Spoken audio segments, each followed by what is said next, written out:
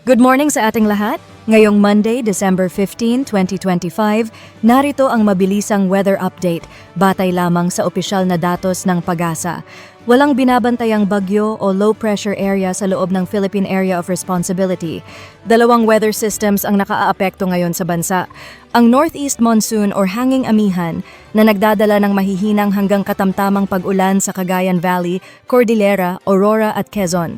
At ang easterlies na magpapaulan sa Bicol Region, Eastern Visayas, Caraga at Davao Region. Sa Metro Manila at nalalabing bahagi ng Luzon, bahagyang maulap hanggang maulap na kalangitan na may light rains o pag-ambon. May nakataas na gale warning sa Batanes, Cagayan, Isabela, Ilocos Norte, Ilocos Sur at Aurora.